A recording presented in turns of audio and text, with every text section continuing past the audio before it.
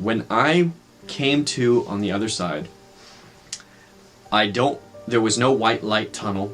There was no family greeting me. I didn't have that experience. But obviously I wasn't meant to be there permanently. I felt like I had a welcoming party there for me, and it was 4 gentlemen. The shortest one was about 6'5", the tallest one was about 8 foot, and the other 2 were in between there. They were all dressed the exact same way, and they were this white kind of Roman garb, like a robe, but not like a politician, more like a soldier off duty. They were definitely more soldier in style than politician style, and that to me is a very important detail. Definitely the tallest guy had like these kind of Roman straps or designs on his I hate to call it a skirt, but kilt or whatever you want to call it, and they were like brownish with gold tracing, and then he had like a brown belt, like I don't know if it was leather, but it looked leather-ish, let's say. I was being shown around a town square in an environment I would call very heavenly. Basically, it appeared as though we're walking on a cloud, which is why I think it's really interesting that whenever people paint pictures or they talk about heaven, they talk about walking on a cloud or it's in the clouds. However, it was not a cloud. I'm going to explain, and I think this is really interesting because when I was there, there's a white light that fills the air. It's almost like it has a texture to it because there's like a thickness, like a cloud. When you see something go deeper into a cloud, it begins to become harder to see. Well, in this environment, the light doesn't have a source. There's not a sun in the sky, there's not lamps on the street, there's just light everywhere. And it seems to be coming from every direction or just hanging out in the air in a weird way. And when I was talking to these gentlemen, I couldn't even see their feet because the light was so bright. You would just be blinded to their feet. And so I could imagine that if I tried to paint that, it would look like we were walking on a cloud. But we weren't walking on a cloud. There was a solid ground. There was a mountain ridge in the background of the city that we were at. And when we finished our tour around this city, we stopped near a building, which I feel is a very significant building. So I'm going to describe it to you as best I can. It was about probably 60 feet, 70 feet tall or so. But I don't know how far away it was. So that's what I felt it was. And on the far, if you're looking at it, on the far left side, I only saw the upper left corner of it because of the light and the distance between us. And what I saw kind of poking out was this corner, and it was a flat front and it was a flat roof, and it had this pillar that twisted, and at the top of the pillar that twisted, it had a very simple leaf design with olives. And at the bottom of the pillar, it had the exact same design again. And I understood that when I woke up. Not there, but when I woke up, I understood that that meant that building was referencing the nation of Israel. Because in the Bible, it always references the nation of Israel as the olive tree. So I understood that when I woke up. But when I was there, the other important thing that I want to mention is I never had a single thought of earth and life. Not one single thought was in my head. And as I was walking in this plane, I felt as though these gentlemen would mention people that I would know. They would mention their names, or they would mention names of people that I had heard of before. And I never thought of those people as people I knew on earth and remembered living with them on earth. I always knew of them only in our heavenly plane. And there wasn't a beginning to me knowing them, and there wasn't like it was just kind of like I always have known them, and I knew them more as a brother or a sister, not as like a friend, not as like a mother or dad or anything like that. So I thought that was really interesting as well, which is why I'm sharing it. When I did finally stop at this building that had the flat top, now, being back here, I absolutely understand that the symbolism of them showing me or stopping at that building is the fact that it reminds me of the third temple that I believe is soon to be built in Israel. And the significance of that building and that reference to the third temple and us stopping there, and then the large angel who was about 8 feet tall turning around and yelling at me, telling me to go to work. And this is what he was telling me to do. I don't remember the details. by any means. But I already knew everything he was telling me to do, because it was all the things I've heard my whole life from God to do. So it was just, basically I was being yelled at, saying generally like this: while you've known that you were supposed to do this, you know that you were supposed to tell people that, you know that you've learned this knowledge and this information, and you know that you're supposed to go and share that with people. As he was saying that to me, I only understood it as I was going to go in that heavenly plane and share it with people. And even though he was yelling at me, like he seemed kind of really stern, he wasn't angry, but he was like very stern, like he really wanted me to understand the importance that I had to go and do this. And again, I only understood that I was supposed to do it in that heavenly plane because, again, I did not have any memory or reference to earth. I was only in that plane. As he begun to finish telling me this, though, commanding me to go and get to work, I left that heavenly body that I had, which was a completely different body than this one. I think it looked a little better, and it was definitely a little bit more manly and strong, so that was kind of cool. But I kind of got sucked out. My spirit got sucked out of it, and I was standing about 50 feet away, kind of watching the whole scenario go down. I had the 3 other angels to my direct right, almost in a line side by side to each other. And then I had the large angel kind of front left, and he was tilted over me, and I was looking up at him, and he's pointing his finger at me. And as he was doing this, and I got sucked out about 50 feet away, I'm watching this scene, and that's when I really noticed the temple behind us and the mountain ridge in the background. And then all of a sudden, where my spirit is, 50 feet away, a porthole opened up, or like a vortex opened up, and I all of a sudden like just got sucked into it. And the whiteness of that world became blackness. And then the blackness kind of faded into a whiteness. And as it faded into a whiteness, I woke back up into this world. That was when everything became foreign. Because while I was on the other side, I never had a single sense that I was in a foreign place when I was in heaven. It was like I had been there for eternity. I recognized it, I knew it. You know, there may have been things that were new to me, which is why they were showing me the town square, but I didn't ever have the feeling that it was foreign or unfamiliar. But when I woke up here, and I had this nurse leaning over me, he was wearing green scrubs, I was like, where am I, and why is this guy dressed funny? And why am I in the worst pain I've ever felt in my freaking life? It was the most horrific pain you could ever feel. At least what I think you could. This is what it felt like. If you could imagine a clogged drain, just completely clogged, and you would have to take like a knife or a pick and just shove it down the drain to unclog it, that was how every single, basically, vein in my body felt. And as the blood was trying to pump back through every freaking ventricle and cell in my body, it felt like it was just being like beat through, and it was so painful. It lasted about a minute and a half. So I kind of feel like I kind of imagine it to be like what it would feel like when we're babies and we're born into the world. You know, we're floating around in our moms for 9 months, and then all of a sudden we get crammed through this hole and we pop back out. I kind of feel like basically this was a second birth for me. And finally the pain went away, and my memory started to come back, and I realized, oh yeah, I used to be alive. Oh yeah, this is Earth. Oh yeah, I'm Nathan Wheeler. Oh yeah, this sucks. Because now the only thing I wanted was to go back home.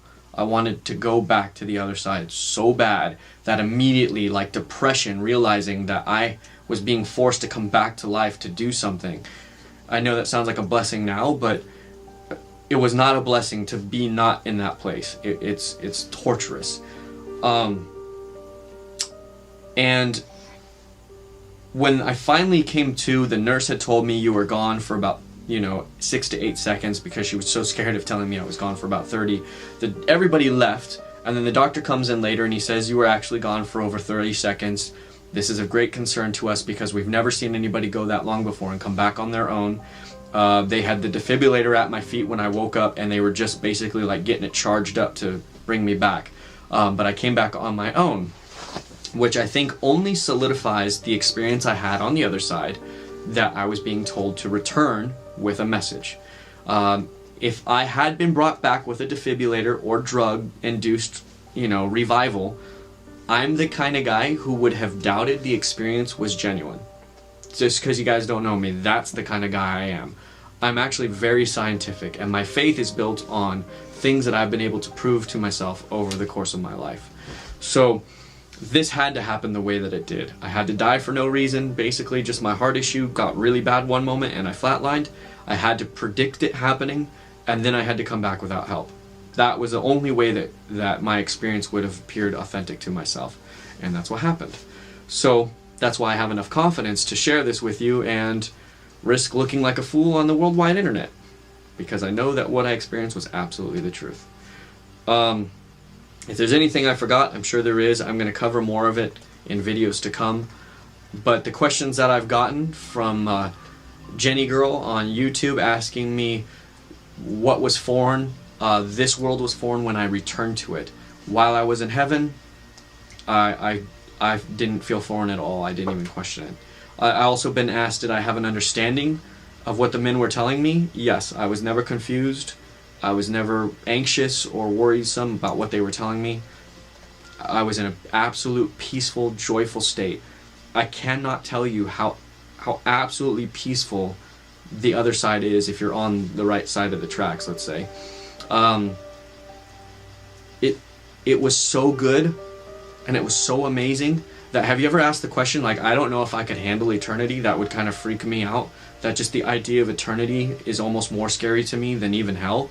Well, when you're there, you're not scared of eternity at all. In fact, you feel like you've already been there for eternity.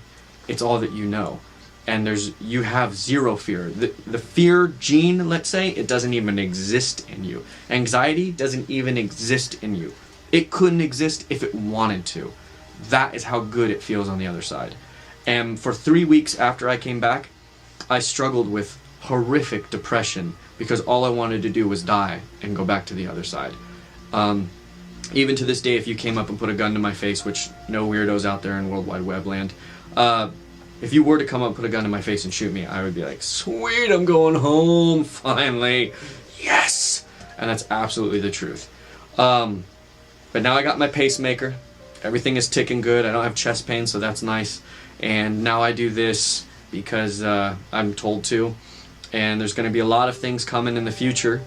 Also, I don't want to forget this. April from Facebook asked me, you used to not believe in heaven, but you are a Christian. So what did you used to believe? I definitely did not believe in heaven or hell. I definitely always believed in God, because I feel that I've heard him my whole life and I've had a relationship and I could feel him my whole life. So I never doubted that God was real. But I did doubt that heaven or hell were real. And I basically put them in the same category as the North Pole with Santa Claus and the elves. I thought it was something that man created and inserted into the Christian faith system in order to kind of give people hope. But whenever I thought about myself dying, I always had this sensation of absolute void, absolute nothingness. And I probably would be an atheist if it wasn't for the fact that I've heard and felt God my whole life. Because I think about death and I think of absolute void. And now that I've experienced what I did, I believe 100% that I experienced it because I've been baptized in the name of the Messiah, and of the water and the Spirit, as was commanded of me to do. I'm so grateful I did that before I died. And I would encourage you all to do it as well. If you don't believe, continue to watch these videos, because the other thing you asked, or you stated, April, was that I'm a Christian. I'm not a Christian. I'm a believer of the Messiah. I'm a follower of the Messiah, and I believe in the Bible. I don't believe in Christianity. I think that Christianity is a man-made religion, and there's a very significant difference between Christianity and the Bible. And if you read the Bible as I have, from the first word to the last, yourself, straight through, and study the history of the Judaic nation, you'll understand who the Messiah really is and what he really is. And that difference makes all the difference in the world. It also makes all the difference on the other side.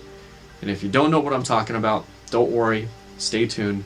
I'm going to be making videos just about that. In fact, that is the message that I got sent back to share. Now, before I forget, guys, there's also one other thing that I really want to make sure I drive home. And that is that when I returned to being alive again. And the nurse told me I flatlined. You would think that the natural reaction to that would be, oh my God, I died, and oh, how quickly and easily we can die, and the fear of death might set upon you in an extreme way. Because of what I experienced, I had zero fear of death whatsoever. If anything, I was like, this sucks being alive, which I just explained to you recently. But a greater fear, if you're scared of death, which I imagine there's a lot of people on earth who are scared of dying, especially if they don't know really what's on the other side, like I didn't. Imagine a fear even greater than that when you die, go to heaven, come back, and you realize that you didn't live your life how you were supposed to. That you didn't live your life doing and being the thing that God created you to be. My fear of that, once I've come back, was far greater than my fear of death ever was.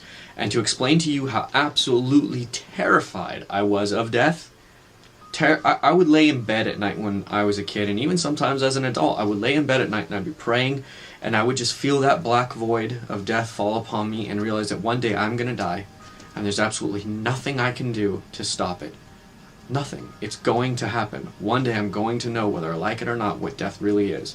And it would be absolutely just, I'd freeze in an absolute stunning fear.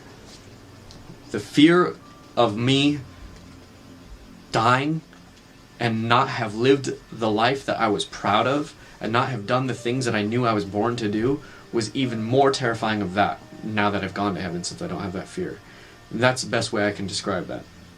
So if you have a passion, if you have a yearning to do something or be something or say something to the world, you need to do it. Trust me, you need to do it.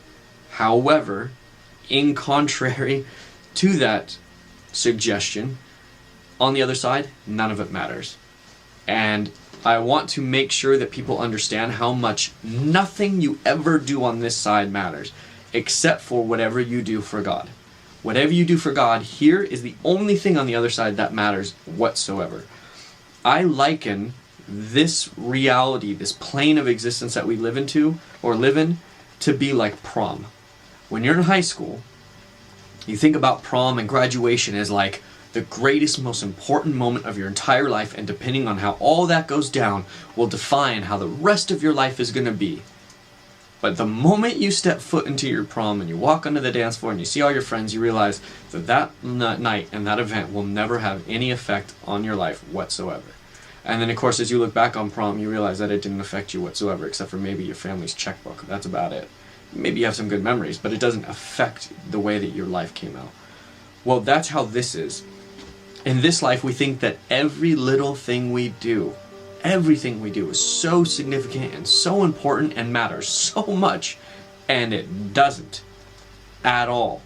If you were the most famous person in the world and you did the most good deeds in the world because you're just a good person like that, on the other end, nobody will ever remember that. And if you're a bad person, you won't even know the people in heaven, because I honestly believe you're going to go the other place. But that's not the point. The point is that the only thing that matters, truly, the only thing that will even carry over is what you do for God's kingdom building. That's it. And if you don't even know what kingdom building is, if you don't know what God kingdom building is, then you need to stay tuned to this. Because I'm going to give you the secrets and the tricks to building God's kingdom and to being a very successful person according to what you will believe and how you will live on the other side. And trust me, you're going to be very glad once you've decided to live your life for the other side and not for this side. And this also will make sense of why in the Bible, when it says that blessed are they who are poor and starving and hungry, for the kingdom of heaven is theirs. When you have no ambition in this world at all, when you have nothing you're looking forward to in this world, but you believe in the Messiah and you believe your soul is saved by the Messiah's work on the cross, the only thing you look forward to in this world is getting into the next one. And that's why your kingdom is the kingdom of heaven. And it's people who have ambition in this world that are missing out on the real gift of this life. And I can't wait to further explain how to really do kingdom building. So, God bless.